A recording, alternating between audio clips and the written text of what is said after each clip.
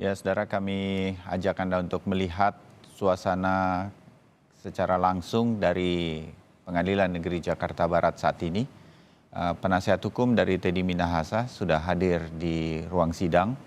Kemudian jaksa penuntut umum tampak belum satupun yang hadir. Dan tentu nanti majelis hakim di bagian depan yang ditutupi dengan kaca transparan nanti akan hadir di sana menjelang jalannya sidang. Yang kami perkirakan biasanya akan berlangsung untuk sidang kasus narkoba terhadap Teddy Minahasa ini sekitar pukul 9:30 biasanya sudah akan dimulai. Baik, saya akan kembali bersama narasumber untuk breaking news kami, Heri Firmansyah dan juga Dr. Edi Hasibuan. Pak Edi, kalau di beberapa fakta persidangan yang mengemuka, begitu kan ada beberapa concern kita ya terhadap apa yang terjadi di Kepolisian Republik Indonesia yang selalu kita berharap ini menjadi momentum yang dipakai oleh kepolisian, dalam hal ini dipimpin oleh Kapolri langsung untuk perbaikan. Barang bukti misalnya, barang bukti yang sedemikian besar ternyata itu siapa sih sebenarnya yang berkuasa terhadap barang bukti?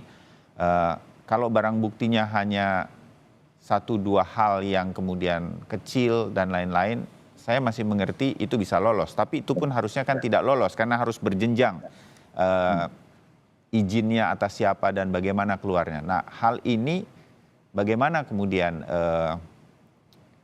saya berharap LMKP juga menyoroti kasus ini sedemikian rupa sehingga tidak bisa lagi siapapun, bintang berapapun di kepolisian bisa kemudian bermain seenaknya dengan barang bukti sedemikian rupa. Pak Edi. Ya, di dalam kepolisian ya, sesuai aturan, setiap barang bukti yang disita dan bisa dibayangkan untuk penyitaan saja sebetulnya itu sangat teliti ya, sangat sangat betul-betul diperiksa betul ya, dari ukurannya, dari jenisnya, kemudian seluruh barang bukti itu nanti akan disimpan di dalam satu, kalau nggak salah di kepolisian itu udah disiapkan namanya lemari besi ya. Dan setiap barang bukti itu ditaruh di situ. Ada direktur petakti namanya, barang bukti ya. Jadi penyidik sini tidak boleh memegang daripada barang bukti tadi ya. Saya kemarin sampai agak terkejut juga ketika misalnya TM di dalam persidangan menyampaikan bahwasannya ada perintah akan menyisakan katanya narkoba kemudian sabu-sabu tadi untuk, ada juga saya dengar tadi kemarin itu untuk apa ya, untuk anggota atau siapa ya? Betul. Pengakuan Dodi ya. Ya, kurang lebih kita sebutnya dibagi-bagi untuk anak buah katanya, kan kira-kira Iya. gitu. Itu tidak boleh terjadi, Pak Bayu dan juga para masalah tidak boleh terjadi. Ada barang bukti kemudian setiap barang bukti berapa yang masuk kemudian itu juga nanti sampai ke pengadilan itu harus segitu. Barangnya pun tidak boleh diganti ya. Itu aturan. Jadi kalau misalnya ada misalnya barang bukti mau disisihkan, itu tidak boleh ya. Kalau misalnya kemarin ada pengakuan TM maksudnya itu biasa terjadi. Tidak boleh demikian. Tidak ada yang namanya penyisahan barang bukti tidak boleh terjadi ya, karena memang semua barang bukti harus aman di dalam dan kemudian disimpan secara baik dan nanti itu akan dimusnahkan ketika ada bersama-sama dengan para instansi terkait, misalnya seperti jaksa hadir ya, kemudian ada masyarakat juga melihat ya, semua nanti barang bukti itu akan diperlihatkan kemudian akan diuji apakah betul itu adalah sabu-sabu atau narkoba. Dan itu sangat teliti betul ya. Jadi kalau misalnya ada yang bilang, kemarin saya sampai dengar dari kawan-kawan penyidik di narkoba, sampai disebutkan bahwasannya narkoba tadi boleh biasa disisihkan sebagai, saya kira tidak boleh ya. Tidak ada, hanya polisi nakal yang melakukan itu. Kalau misalnya dia melakukan itu berarti dia telah melakukan penyalahgunaan kewenangan. Itu tidak boleh.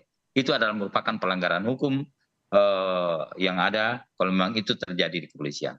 Ya, LMKP juga sejak awal menyoroti bagaimana kemudian status Teddy Minahasa menjelang persidangan, kode etiknya kapan digelar dan lain-lain begitu.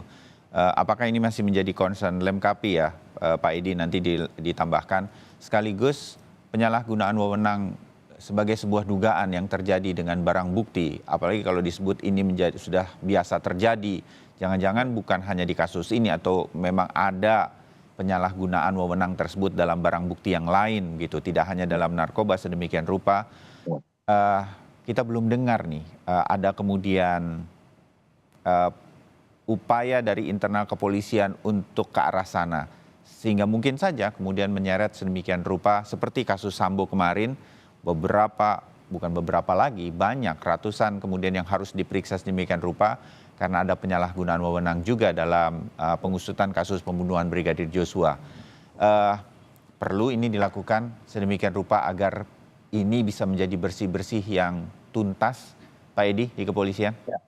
Tentu saja ya, saya kira memang apa yang terjadi pada kasus TM ini ya, tentu ini tadi saya sampaikan, ini harus menjadi momentum untuk bersih-bersih Polri ya. Kita lihat Bapak Kapolri sangat keras dalam ini ya. Beliau terus melakukan pembenahan, melakukan tidak pernah ragu untuk menindak anggota, bahkan sekelas misalnya Ferdi Sambo pun kemarin langsung dilakukan pemberhentian yang tidak hormat. Karena kenapa? Karena memang apa yang dilakukan oleh yang bersangkutan adalah telah menurunkan harkat martabat Polri dan citra Polri di tengah masyarakat. Bisa dibayangkan gara-gara kasus itu kepercayaan masyarakat terhadap Polri menjadi turun drastis. Termasuk juga TM ini ya. Ini dampaknya di kepolisian adalah ada penurunan terhadap trust penanganan terhadap narkoba di kepolisian. Gara-gara ini bisa juga tentunya kalau kita lihat itu sangat menurunkan citra Polri ya. Tentu ini berdampak tidak bagus terhadap Polri, apa yang terjadi yang dilakukan oleh TM saat ini bersama seluruh para anggota-anggotanya ya, termasuk juga saya kira Dodi ya. Dodi juga saya tahu betul ini karena ini adalah saya kenal baik ya. Juga saya kira tidak pernah terbayangkan buat saya ya mau atau mungkin terlibat di dalam kasus ini karena saya tahu betul saya pernah ngasih penghargaan presisi sama yang bersangkutan ya untuk memberikan motivasi kepada seluruh jajaran Polri ya, tapi ternyata ada kasus seperti ini ya, dan ini betul-betul di luar dugaan saya sebagai mitra Polri di dalam hal memantau kinerja Polri di seluruh Indonesia. Ya, oke. Kita berharap yang terbaik dari setiap kasus yang terjadi, seberapapun buruknya harus dihadapi dan kemudian menjadi titik atau momentum perbaikan. Mas Heri, kasus ini sendiri kan di dalam persidangan mengenai barang bukti 5 kg yang kemudian diduga akan diedarkan sedemikian rupa. Tetapi ada banyak sebetulnya kemudian muncul keterangan-keterangan atau fakta-fakta yang dalam hemat saya ingin tahu dari Mas Heri begitu, apakah ini kemudian akan menjadi pasal pidana baru bagi para terdakwa yang terlibat begitu.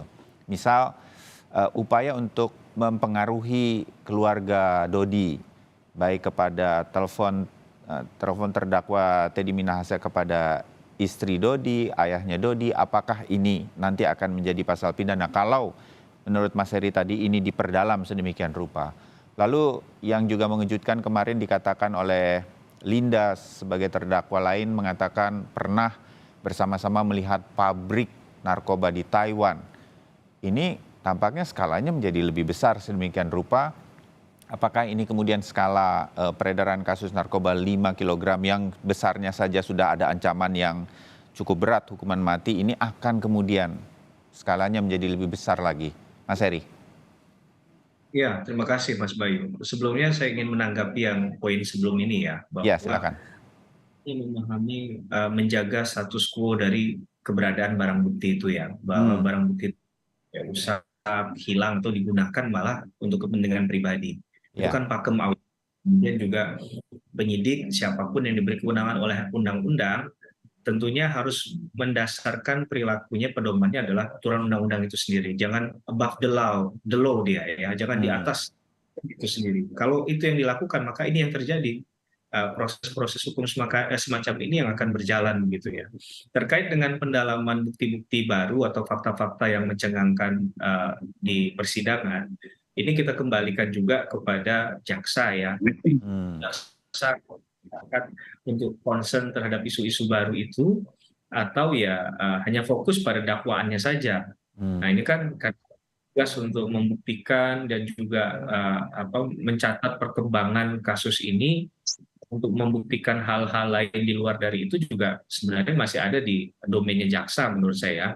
Ya, Jadi ini kita akan lihat nanti Mas Bayu, kita belum bisa memastikan oke. karena fakta itu sesuatu hal yang tidak boleh dikesampingkan, tapi juga eh, tapi menjadi acuan ya, karena acuan awalnya adalah pasti dasarnya pedomannya adalah dakwaan di awal. Karena dakwaan itulah yang melingkupi, yang kemudian membatasi ke arah mana tujuan pembuktian ke depan ini, baik oleh jaksa penuntut umum maupun bagi kuasa hukum. Karena kuasa hukum pedoman pembelaannya pasti adalah dakwaan juga, Mas Bayu. Ya, Tidak di luar dari dakwaan, sehingga dia tidak perlu juga membuktikan hal-hal di luar itu. hmm. Tapi kalau ada dakwaan, tentunya kadang disampaikan. Nah, Itu kan yang gitu suka ya. disebut tidak berhubungan dengan perkara persidangan ini. Kira-kira begitu kalau menurut penasihat hukum ya, Mas Heri. Itu yang kemudian, karena itu kalau ditelusuri, kalaupun pada ujungnya benar nanti, itu tentu akan memberatkan yang bersangkutan kan, bahkan Ya, mungkin bisa tadi hal baru yang dihadapi dari persoalan hukum lagi. Jadi pahami dari segi posisi tadi ya, oke. sehingga walaupun ada saksi yang ngomong begini, dia juga terdakwa, dia juga menikmati uangnya, kan begitu. Itu Hmm. kan yang dikomunikasikan, sehingga seakan-akan keterangan kualitas kesaksian orang itu ya tidak bisa dipercaya, karena saksi itu kan menyampaikan sesuatu terhadap apa yang dilihat, dengar, dan alami. Nah, Ya, berkaitan dengan informasi yang dia sampaikan, keterangan yang dia sampaikan di muka sidang, itu akan ditakar apakah bisa dipercaya, layak dipercaya, punya nilai kekuatan pembuktian, hmm. kebenaran, Hmm. kan begitu.